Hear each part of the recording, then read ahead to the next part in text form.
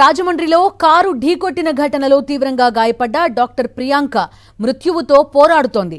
హైదరాబాద్లో ఒక ఆసుపత్రిలో ప్రియాంక చికిత్స పొందుతోంది. మరోవైపు ఈ కేసులో నిందితులు ధన్వంత్, జోసెఫ్లకు న్యాయస్థానం ఈ నెల 21 వరకు రిమాండ్ విధించింది. రాష్ట్ర వ్యాప్తంగా సంచలనం సృష్టించిన వైద్య విద్యార్థిని ప్రియాంక ప్రమాద ఘటనలో వెలుగులోకి వచ్చిన సీసీటీవీ ఫుటేజ్ కీలకంగా మారింది. ఫుటేజ్ ని పరిశీలిస్తే ఇది సాధారణ రోడ్డు ప్రమాదం కాదని, ఉద్దేశపూర్వకంగా చేసిందని స్పష్టమవుతోంది. కారులో వచ్చిన యువకులు స్కూటీని వరుసగా ఉద్దేశపూర్వకంగానే 3 సార్లు ఢీకొట్టినట్టుగా కనిపిస్తోంది. ఇద్దరు యువకులు ఈ నెల 3వ తేదీన రాత్రి ప్రసాద్ ఆదిత్య మాల్ కు సినిమా చూసేందుకు కారులో వచ్చారు. మద్యం మత్తులో ఉన్నట్టు అనుమానించిన మాల్ సిబ్బంది బ్రీత్ ఎనలైజర్ తో పరీక్షించగా మద్యం సేవించినట్టు నిర్ధారణ కావడంతో వారిని థియేటర్లోకి అనుమతించలేదు. అనంతరం వారు కార్ని వేగంగా బయటకు తీసుకెళ్లినట్టు ఫుటేజ్లో నమోదైంది. ఈ దారుణ ఘటనపై ప్రియాంక తల్లిదండ్రులు కన్నీరు మున్నీరవుతున్నారు. తమ బిడ్డ జీవితాన్ని నాశనం చేసిన నిందితులను కఠినంగా శిక్షించాలని డిమాండ్ చేస్తున్నారు. నిందితులపై హత్యాయత్నం కేసు నమోదు చేసి సమగ్ర విచారణ జరపాలని కోరుతున్నారు. మరింత సమాచారం మా ప్రతినిధి రవిచంద్ర అందిస్తారు. మధ్యమత్తులో ఉండి ఈ విధంగా ప్రియాంక అనేటువంటి ఒక మెడికల్ స్టూడెంట్ పై వెళ్ళడంతో ఆమె తీవ్ర ప్రాణాపాయ స్థితిలో ఉన్నారు. హైదరాబాద్లో హాస్పిటల్లో ట్రీట్మెంట్ చేయిస్తున్నారు. వాళ్ళ తల్లిదండ్రులు ఉన్నారు, వాళ్ళని తెలుసుకుందాం. అసలు సంఘటన చూస్తుంటే వాళ్ళు మద్యం మత్తులో ఉన్నారనిపిస్తుంది. ఎట్లా అనిపిస్తుంది సార్? మాకు సోమవారం సాయంత్రము ఫోన్ వచ్చిందండి. సాయంత్రం అంటే 9:30 అప్పుడు మీ అమ్మాయికి యాక్సిడెంట్ అయిందని చెప్పి ఫోన్ చేశారు. 5 గంటల 20 నిమిషాలప్పుడు నేను రోజు మాట్లాడినా, ఎలా ఉన్నారమ్మా అంటే డ్యూటీ అయిపోతుంది డాడీ ఇప్పుడు అని చెప్పి బాగున్నామని అంటే సరదాగా మాట్లాడుకున్నాము. సాయంత్రం సినిమాకి వెళ్ళినారు. అక్కడ వీళ్ళు సినిమా చూసి బయటకు వస్తుంటే ఇద్దరు వ్యక్తులు లోపల గొడవ పెట్టుకొని గేటు దాటేటప్పుడు వచ్చి స్కూటీ వెనక నిలబడ్డారు. నిలబడి స్కూటీ స్పీడ్లో లేదు, వీళ్ళు రన్నింగ్లో లేరు, కావాల్సి గుద్దిపోయినారు సార్. తల మీద కారు ఎక్కించినారు. ఒకసారి హిట్ ఇచ్చి మళ్ళీ ఆగి మళ్ళీ తోసుకుంటూ కారు ఎక్కించి పోయినారు సార్. కావాలనే ఎక్కించినారు సార్. కావాలని ఎక్కించి స్పాట్లోనే పాప 2 లీటర్ల బ్లడ్ కారిపోయిందంట.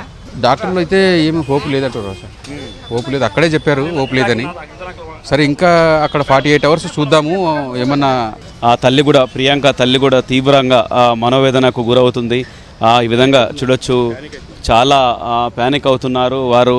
మొత్తానికి ఇదొక విధంగా చెప్పాలంటే కడుపు కోతగా మిగిలినట్టు పరిస్థితి. చెప్పండి, అంటే వాళ్ళ మీద ఎలాంటి ఇప్పటివరకు పోలీసుల రియాక్షన్ ఎలా ఉందంటే? పోలీసులు అయితే వాళ్ళని తీసుకొచ్చినారట సార్, తెలిసింది. వాళ్ళని ట్రేస్ చేసి పట్టుకుని తీసుకొచ్చి లాకప్లో వేసినారంట. ఇప్పుడు రిమాండ్ కూడా పంపించినామని చెప్పి అన్నారు సార్. పోలీసులు అయితే పట్టుకున్నారని తెలిసింది సార్. వీళ్ళైతే కావాల్సి ఇది చేసినారు కాబట్టి ఇలాంటి దుర్మార్గులకి కఠినంగా శిక్ష పడాలని మేము కోరుకుంటున్నాం సార్. అపురూపంగా పెంచుకున్న కూతుర్ని ఈ టైంలో బంగారు లాంటి భవిష్యత్తు ఊహించుకున్నాం మేమంతా.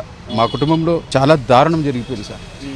ఎంతో కష్టపడి చదువుకొని ఆమె మంచి డాక్టర్ అయ్యి పేరు తెచ్చుకోవాలి, సమాజానికి మంచిగా సేవ చేయాలని చెప్పి చాలా ఇష్టంతో చదువుకునింది. మేము కూడా అలాగే అమ్మాయిలే కదా, నాకు 3 అమ్మాయిలే సార్, కూతుర్లే. ఈమె పెద్దమ్మాయి. చక్కగా చదివించుకున్నాం సార్. ఈరోజు ఇట్లాంటి దుర్మార్గులు చేసే పనికి నిండు ప్రాణం పోయింది సార్. మా కుటుంబం అంతా అన్యాయం అయిపోతుంది సార్ ఇప్పుడు. రైట్, అంటే ఇది ప్రియాంక వాళ్ళ డాడీ చెప్పేది, వాళ్ళ నాన్న చెప్పేది. స్కూటీని వదిలేసి ఉంటే ఇంత ప్రమాదం జరగకపోయేది సెక్యూరిటీ వాళ్ళు. అంతేకాకుండా వాళ్ళు తాగిరని తెలిసినప్పటికీ ఆ విధంగా కారును వదిలేసే విధంగా మళ్ళీ గేటు తీయడంతో వెంటనే ర్యాష్ డ్రైవింగ్ చేయడంతో తాగిన మత్తు, దాంతోపాటు ఒక విధంగా అహంకారంతో డ్రైవింగ్ చేయటం, ముఖ్యంగా యువత ఈ విధంగా తాగి డ్రైవ్ చేయటం కూడా సరైనది కాదు. నిండు ప్రాణం, అది కూడా పీజీ డాక్టర్ అంటే మాటలు కాదు. ఎంతో చేతికి వచ్చిన ఫలితాలు అనుభవించేటువంటి సమయంలో ఈ విధంగా చనిపోవడంతో వాళ్ళకు కడుపు కోత మిగిలిందన్నటువంటి దుఃఖసాగరంలో మునిగిరని చెప్పుకోవచ్చు. ఇప్పటికైనా కానీ పోలీసులు విస్తృతంగా తనిఖీలు చేయాల్సిన అవసరం ఉంది. ఇట్లాంటి విషయంలో కూడా జాగ్రత్తలు తీసుకోకపోతే ఇలాంటి ప్రాణాలని బలి తీసుకున్నట్టు ప్రమాదాలు పొంచి ఉంటాయి. కెమెరా పర్సన్ వినోద్తో Ravichandra, Sakshi TV, Hyderabad. Right, medico Priyanka accident CCTV footage కూడా చూస్తున్నాం. మొదట స్కూటీని గుద్ది ఆ తర్వాత ఆగకుండా మరొక 2 సార్లు ఆమె పైనుంచి కూడా కార్ని తీసుకెళ్లిపోయారు. ఆ తర్వాత కనీసం ఆగకుండా అక్కడి నుంచి ఇద్దరు కూడా పారిపోయినట్టుగా చెప్తున్నారు. పోలీసులు ఈ కేసుకి సంబంధించి ఎలాంటి సెక్షన్లు పెట్టారు, ప్రస్తుతం నిందితులు రిమాండ్లో ఉన్నట్టుగా కూడా చెప్తున్నారు. మా కరెస్పాండెంట్ హరీష్ పూర్తి సమాచారం అందిస్తారు. హరీష్, చెప్పండి, ఏ సెక్షన్ల కింద కేసు నమోదు చేశారు? పాల్పబుల్ హోమిసైడ్ కింద కేసు నమోదు చేశారా? డీటెయిల్స్ ఏంటి? బిందు, ఈ సంఘటనకు సంబంధించి పోలీసులు ఇది ఆగస్టు 3వ తేదీన జరిగింది. తర్వాత దీనికి సంబంధించి పూర్వాపరాలన్నీ విచారించారు. ముఖ్యంగా సీసీ ఫుటేజ్ ఇందులో ప్రధాన పాత్ర వహించింది. అది మాల్ కావడంతో అన్ని వైపులా సీసీ ఫుటేజ్ ఉంది.